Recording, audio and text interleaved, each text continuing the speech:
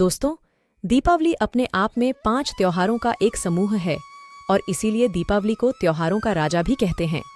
तो आइए सर्वप्रथम उन 5 त्योहारों के पीछे की कथा और उनके महत्व को जानते हैं। दीपावली महोत्सव का आरंभ धनतेरस के साथ होता है और इस दिन मृत्यु के देवता यमराज हेतु घर के चौखट पर चौमुखी दिया प्रज्वलित किया जाता है। धन के देवता कुबेर और आयुर्वेदाचार्य धनवंतरी जी की पूजा करने का महत्व है।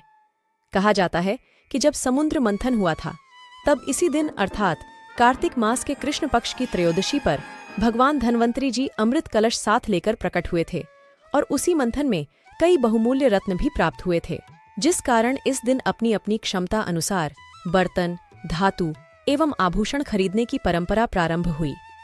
दूसरे दिन के पर्व को रूप चौदस, काली चौदस एवं नरक चतुर्दशी के नामों से जाना जाता है।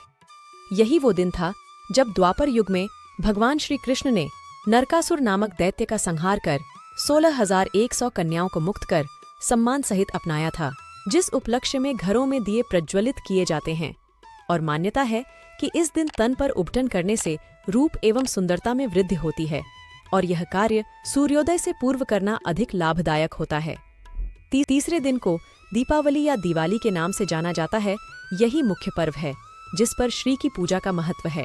श्री अर्थात धन, धान्य, ऐश्वर्य, ज्ञान, बुद्धि, वैभव, सुंदरता इत्यादि गुणों से युक्त शक्ति अर्थात श्री लक्ष्मी की पूजा का महत्व, जिसमें मुख्य रूप से श्री लक्ष्मी, श्री सरस्वती और भगवान श्री गणेश की पूजा की जाती है। और इसका एक कारण भी है। देवी लक्ष्मी जल से प्रकट हुई थी, इसलिए वह स्थिर नहीं है, वह जल की ही भांति चलायमान है। अतः श्री प्राप्ति हेतु केवल मां लक्ष्मी के पूजन का कोई लाभ नहीं है। यदि वह घर पधारती भी है तो अधिक समय तक ठहरेगी नहीं, यद्यपि उन्हें ठहराने हेतु मां सरस्वती और श्री गणेश साथ में ना पधारे, क्योंकि सरस्वती ज्ञान की प्रतीक है और गणेश जी बुद्धि के। एक छोटी सी कथा से समझिए।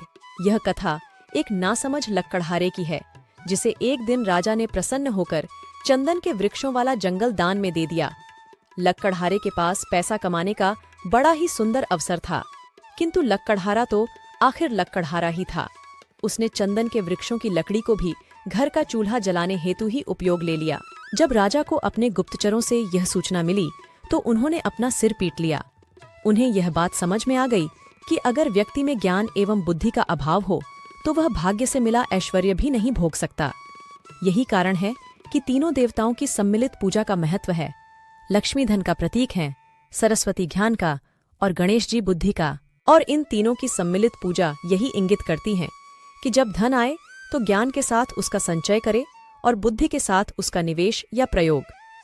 अच्छा, एक प्रश्न तो कभी ना कभी मन में आया ही होगा कि मां लक्ष्मी के साथ नारायण की पूजा क्यों नहीं की जाती, जबकि वो तो साक्षात भगवान है और मां लक्ष्मी के पति भी। इसका कारण यह है कि जिस समय दीपावली का पर्व आता है उस समय भगवान नारायण अपनी 4 माह की योग निद्रा में लीन होते हैं, जिस कारण देवी लक्ष्मी को बिना अपने स्वामी के ही पधारना पड़ता है। किंतु जब भगवान अपनी योग निद्रा से उठते हैं तब देवताओं द्वारा पुनः दोनों के साथ में पूजा आराधना की जाती है, जिसे देव दिवाली के नाम से जाना जाता है। यह मुख्य दीपावली से ठीक 11 दिन बाद आती है। और यही नहीं, इस दिन तो इतिहास में एक और शुभ घटना घटी थी। आज ही के दिन भगवान श्री राम रावण का वध कर अयोध्या वापस लौटे थे, जिस उपलक्ष्य में अयोध्या वासियों ने उनका बहुत भव्य स्वागत किया था। हर घर में दिए जले थे, हर घर में मिठाइयां बांटी गई और सभी ओर खुशी की लहर दौड़ उठी। उसी की स्मृतियों में हम आज भी दिवाली को इतने उत्साह के साथ मनाते हैं। अगले दिन गोवर्धन पूजा का महत्व है। कार्तिक शुक्ल प्रतिपदा या पड़वा को गोवर्धन पूजा एवं अन्नकूट का उत्सव मनाया जाता है। इस दिन पालतू पशुओं जैसे बैल, गाय, बकरी आदि को अच्छे से स्नान कराकर सजाया जाता है और फिर घर के आंगन में मिट्टी या गोबर से गोवर्धन बनाकर उनकी पूजा की जाती है। इसके पीछे की मान्यता यह है कि इसी दिन भगवान श्री कृष्ण ने गोवर्धन पर्वत को उठाकर गोकुल वासियों की रक्षा की थी तथा इंद्र के भी घमंड को तोड़कर गोवर्धन की पूजा का महत्व स्थापित किया था। श्री कृष्ण एक दिन में 8 बार खाना खाते थे, किंतु गोवर्धन को धारण करने पर उनको 7 दिन तक भूखा रहना पड़ा था और उसी की भरपाई में गोकुल वासियों ने 8 साथी 56 अतः 56 तरह के पकवान उन्हें अर्पित किए थे। इसी कारण अन्नकूट में भगवान को 56 भोग का प्रसाद चढ़ाया जाता है और उस दिन पूरे गोकुल में भोज का आयोजन हुआ था, इसलिए अन्नकूट का आयोजन होता है। अगला दिन भाई दूज का पर्व है, जिस दिन बहन अपने भाई को अपने घर भोजन पर आमंत्रित करती है। रक्षाबंधन पर बहनें भाई के घर जाती है और भाई दूज पर भाई बहन के घर जाते हैं। ये दोनों पर्व भाई बहन के आपसी संबंध को मजबूत करते हैं। मान्यता ये है कि इस दिन यमराज अपनी बहन यमुना के आग्रह पर उसके घर भोजन करने गए थे।